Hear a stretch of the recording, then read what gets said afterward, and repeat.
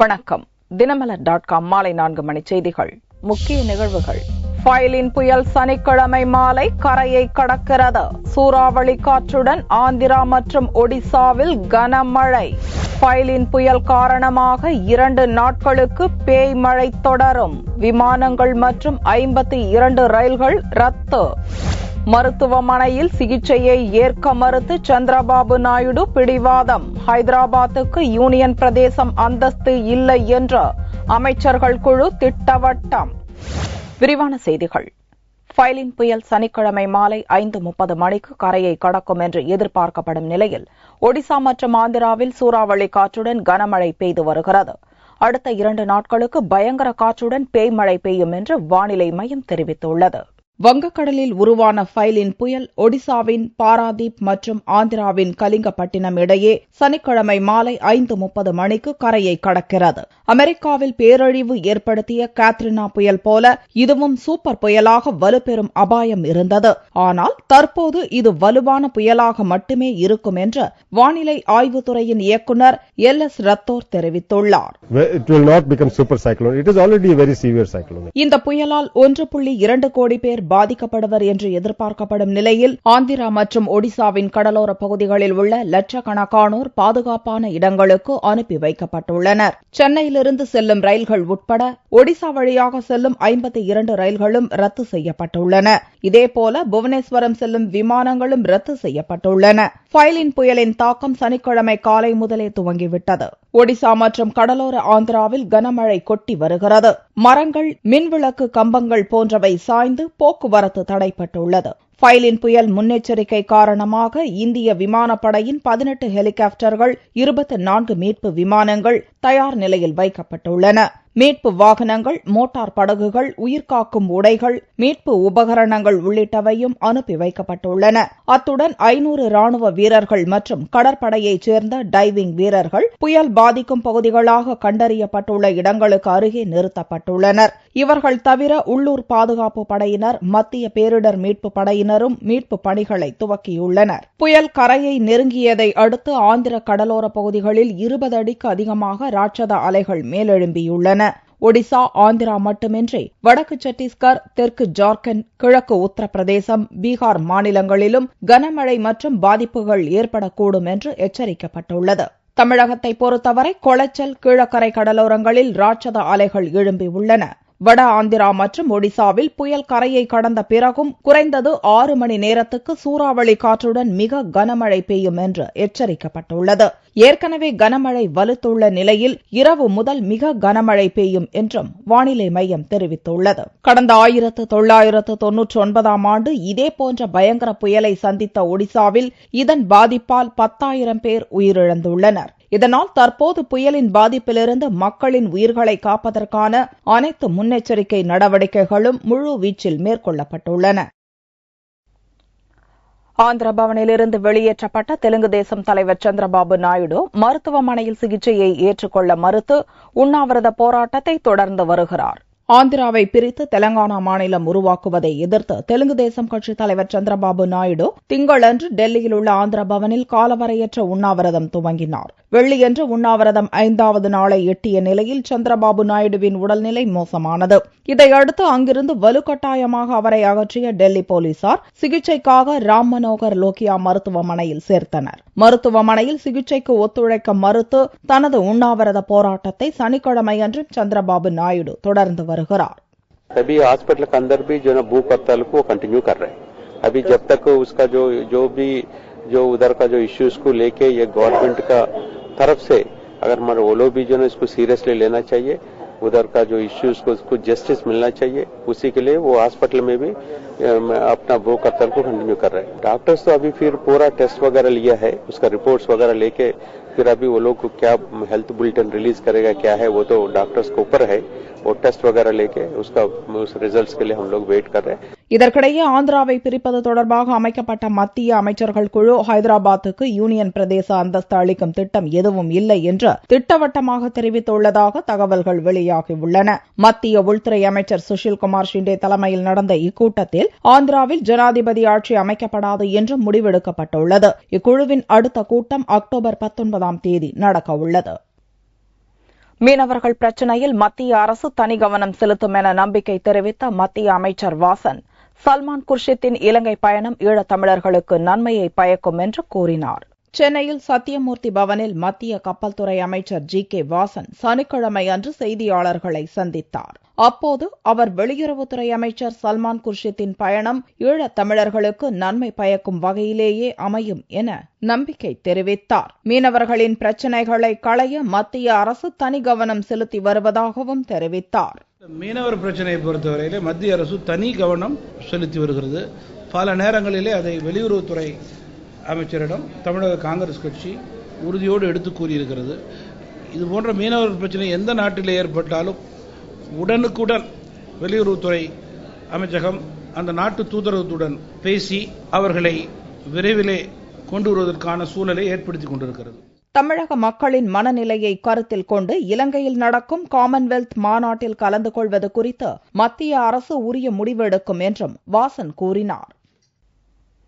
நாட்டிலேயே முதல் முறையாக மதுரையில் மக்கள் நீதிமன்றமான லோக் அதாலத்தில் பாரதி கண்ணம்மா என்ற திருநங்கை உறுப்பினராக நியமிக்கப்பட்டுள்ளார்.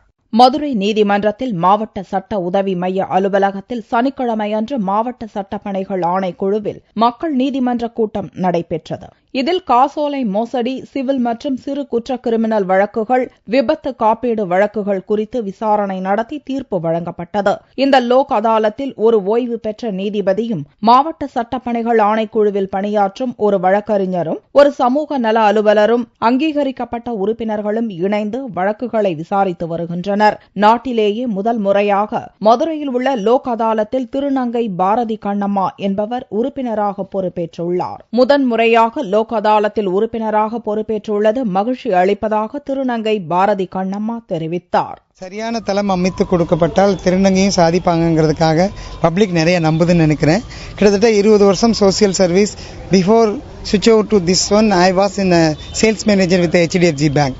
அதான் என்னுடைய அடையாளமா இருந்தது. திருநங்கைனாலே ஒரு ஐயோ இவங்களா அப்படின்னு நினைக்கிறத விட்டு பரவாயில்ல இவங்களுமா அப்படின்னு கேட்க வச்சிருக்கிறது இந்த சமூகம். சனிக்கிழமையன்று நடந்த லோக் அதாலத்தில் ஸ்டேட் பேங்க் ஆப் இந்தியா தொடர்பான கடன் மற்றும் கல்விக் கடன் குறித்து வழக்குகளுக்கு தீர்வு காணப்பட்டது. இதில் ஸ்டேட் பேங்க் ஆப் இந்தியாவின் உதவி பொது மேலாளர் சீதாராமன், முதன்மை மேலாளர் ஜெயக்குமார், வங்கி அதிகாரிகள் மற்றும் வங்கியில் கடன் பெற்ற வாடிக்கையாளர்கள் கலந்து கொண்டனர். பக்ரீத் பண்டிகையை முன்னிட்டு கிருஷ்ணகிரி வாரச்சந்தையில் ஒரு ஆடு 1.25 லட்சம் ரூபாய்க்கு விற்பனையானது. ஈகை பெருநாளாம் பக்ரீத் பண்டிகை வரும் 16ஆம் தேதி புதன்கிழமை அன்று இஸ்லாமியர்களால் கொண்டாடப்படுகிறது. இந்த பண்டிகையின் போது ஆடு, மாடு, ஒட்டகம் போன்றவற்றை இஸ்லாமியர்கள் குர்பானி கொடுப்பது வழக்கம்.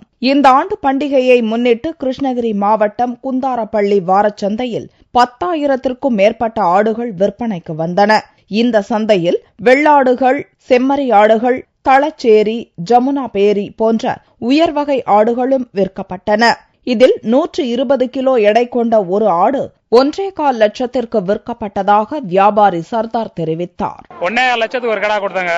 ஃபுல் ஒயிட் வெள்ளாட்டு கடாய். இந்த வருஷம் போன வருஷத்தோட இந்த வருஷம் வந்து ரேட்டு அதிகமா தான் இருக்கு. கடாய் வந்து அளவுக்கு அதிகமா வந்து இருக்கு.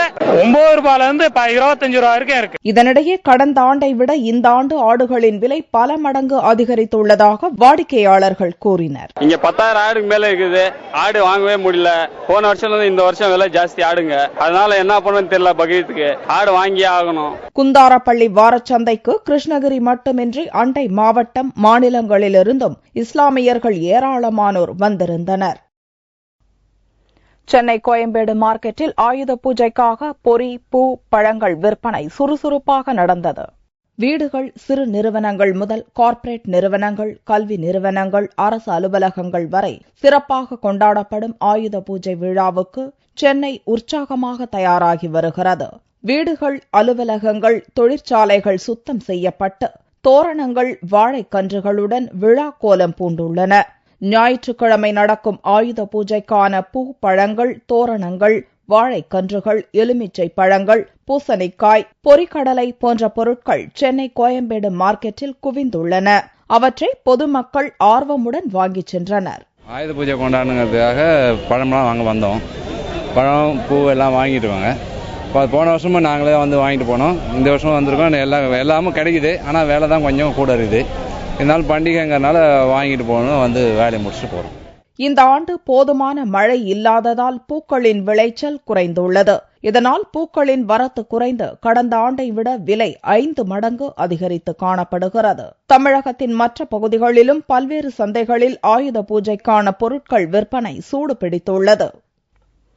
திருச்சியில் 2000 மாணவர்கள் ஒரே நேரத்தில் காந்தி வேடம் அணிந்து கின்னஸ் சாதனை புத்தகத்தில் இடம்பெற்றனர். திருச்சி துறையூரில் தனியார் பள்ளியைச் சேர்ந்த 2955 மாணவர்கள் தேசப்பிதா மகாத்மா காந்தியை நினைவு கூறும் விதமாக காந்தி வேடம் அணிந்து பள்ளி வளாகத்தில் ஒரே நேரத்தில் கூடி நின்றனர்.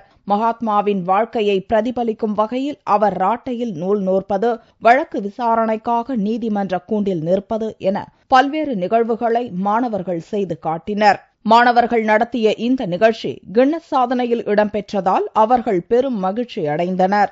இன்னைக்கு நாங்கள் பீஸ்கோசரம் இந்த மகாத்மா காந்தி வேஷம் போட்டோம். இது நாங்கள் நிறைய பேர் பண்ணோம். 2955 மெம்பர்ஸ் பண்ணோம். இதனால நாங்கள் கின்னஸ் ரெக்கார்ட் பண்ணியிருக்கோம். இது கரண்டான ரெக்கார்டு. எங்களுக்கு ரொம்ப சந்தோஷமா இருக்கு. இன்னைக்கு நாங்க இந்த காந்தி வேஷம் இத்தனை பேர் போட்டிருக்கோம்னா அதுக்கு காரணம் காந்தி மாதிரி எல்லாருமே நேர்மையா நடக்கணும், அகிம்சையை கைப்பிடிக்கணும். அதனால நாங்க இந்த காந்தி வேஷத்தை போட்டு 2956 பேர் இங்க வந்திருக்கோம் உலக சாதனை படைக்கிறதுக்கு. எங்களுக்கு உலக சாதனையும் கிடைச்சிருச்சு. எங்களுக்கு மிக்க சந்தோஷமா இருக்கு. முன்னதாக காந்தி வேடமிட்ட மாணவர்கள் அனைவரும் பள்ளி வளாகத்தில் நிறுவப்பட்டிருந்த மகாத்மாவின் சிலைக்கு மலர் தூவி மரியாதை செய்தனர். குறைந்த முதலீட்டில் அதிக லாபம் பெற மருத்துவ குணமுள்ள மூலிகை சாகுபடி செய்ய தஞ்சை விவசாயிகள் ஆர்வம் காட்டி வருகின்றனர். கடந்த ஆண்டு மேட்டூரில் போதுமான அளவிற்கு தண்ணீர் இல்லாததால் டெல்டா மாவட்ட விவசாய பாசனத்திற்கு தண்ணீர் திறக்கப்படவில்லை. இதனால் தஞ்சை மாவட்டத்தில் பல ஆயிரம் ஏக்கர் விளைநிலங்கள் பயிரிடப்படாமல் தரிசு நிலங்களாகவே இருந்தன. இந்நிலையில் தஞ்சை மாவட்டத்தில் உள்ள ஐயாசாமிப்பட்டி, சென்னாம்பட்டி பகுதிகளில் உள்ள விவசாயிகள் மருத்துவ குணமுள்ள கற்பூரவல்லி என்று அழைக்கப்படும் கூர்கான் மூலிகை செடியை தங்களது நிலத்தில் பயிரிடத் தொடங்கினர். குறைந்த அளவே நீரை கொண்டு பயிரிடப்படும் இந்த கூர்கான் செடிக்கான பராமரிப்பு மற்ற பயிர்களுடன் ஒப்பிடும்போது மிக மிக குறைவு. ஏக்கருக்கு 15,000 ரூபாய் செலவு செய்தால் 1 லட்சம் ரூபாய் வரை வருமானம் கிடைப்பதால் தஞ்சை விவசாயிகள் மூலிகை செடியான கூர்கானை பயிரிட ஆர்வம் காட்டி வருகின்றனர். எல்லா விவசாயத்தையும் விட இது எங்களுக்கு லாபகரமான விவசாயமா தெரியுது சார். செலவும் கம்மி. இதுல பாத்தீங்கன்னாக்க நாங்க சேலத்துல தான் ஏற்றுமதி பண்ணோம். சேலத்துல தான் செடி நாங்க அக்ரிமெண்ட் மூலியமா போட்டிருக்கோம். இதுல எங்களுக்கு தோட்டக்கலையில இருந்து நிறைய உதவி பண்றாங்க. அவங்க மூலியமா அதை நாங்க செஞ்சிருக்கிறோம். இது தண்ணி செலவும் ரொம்ப ரொம்ப கம்மி. அதனால அந்த விவசாயம் எங்களுக்கு பிடிச்ச விவசாயமா இருக்கு சார். சேலத்தில் உள்ள தனியார் நிறுவனம் மானிய விலையில் விவசாயிகளுக்கு மூலிகை செடியான கூர்கானை வழங்குவதோடு விவசாயிகளிடமிருந்து கொள்முதலும் செய்து கொள்கிறது. மூலிகை செடிகளை சாகுபடி செய்ய தோட்டக்கலைத்துறை மூலம் மத்திய அரசு ஏக்கருக்கு 3,250 ரூபாய் வரை மானியம் வழங்கி வருவதாலும் தஞ்சை பகுதி விவசாயிகள் மூலிகை செடிகளை சாகுபடி செய்ய அதிக ஆர்வம் காட்டி வருகின்றனர். தங்கத்தின் விலை சனிக்கிழமை அன்று சவரனுக்கு 32 ரூபாய் அதிகரித்திருந்தது. ஒரு சவரன் தங்கம் 22,416 ரூபாய்க்கு விற்கப்பட்டது. 1 கிராம் ஆபரண தங்கம் 2,802 ரூபாயாக இருந்தது. வெள்ளியின் விலை கிராமுக்கு 1 ரூபாய் 20 காசுகள் குறைந்து 1 கிராம் 50 ரூபாய் 60 காசுகளுக்கு விற்கப்பட்டது. பார் வெள்ளியின் விலை 47,260 ரூபாயாக இருந்தது. மதுரை மீனாட்சி அம்மன் கோவிலில் நவராத்திரி விழாவின் 7ஆம் நாளில் அம்மன் முத்தங்கி சேவை அலங்காரத்தில் பக்தர்களுக்கு காட்சியளித்தார். நவராத்திரி கலை விழாவை முன்னிட்டு சர்வம் பக்திமயம் என்ற பெயரில் மதுரை மீனாட்சி அம்மன் கோவிலில் சிறப்பு கொலு கண்காட்சி துவங்கியுள்ளது. கடந்த 5ஆம் தேதி துவங்கிய இந்த விழாவில் தினமும் அம்மன் ஒவ்வொரு விதமான அலங்காரத்தில் காட்சியளிக்கிறார். முதல் நாள் அம்மன் ராஜராஜேஸ்வரி அலங்காரத்திலும், 2ஆம் நாள் கருங்குருவிக்கு உபதேசம் செய்தல், 3ஆம் நாள் பாணனுக்கு அங்கம் வெட்டியது, 4ஆம் நாள் நாரைக்கு முக்தி கொடுத்தது, 5ஆம் நாள் பிட்டுக்கு மண் சுமந்தது, 6ஆம் நாள் எல்லாம் வல்ல சித்தர் திருக்கோலத்தில் அம்மன் எழுந்தருளினார். இதைத் தொடர்ந்து 7ஆம் நாள் விழாவான வெள்ளிக்கிழமை அன்று அம்மன் முத்தங்கி சேவையில் எழுந்தருளி பக்தர்களுக்கு காட்சி அளித்தார். போன தடவை இந்த தடவை கொழு நல்லா இருக்கு. அந்த சிவ தாண்டவம் 108 தாண்டவம் அதெல்லாம் நல்லா இருக்கு. மீனாட்சி அம்மன் அந்த கோபுரம், மீனாட்சி அம்மன் கோயிலே ஃபுல்லா அந்த இது ஃபுல்லா நல்லா இருக்கு எல்லாமே. நவராத்திரி விழாவின் சிறப்பு கொலு கண்காட்சியில் 4 யுகங்களை குறிக்கும் வகையில் ஒவ்வொரு யுகத்தையும் தத்ரூபமாக விளக்கும் வகையில் தனித்தனி கொலு பொம்மைகள் இடம்பெற்றுள்ளன. மீண்டும் செய்திகள் இந்திய நேரப்படி இரவு 8 மணிக்கு. வணக்கம்.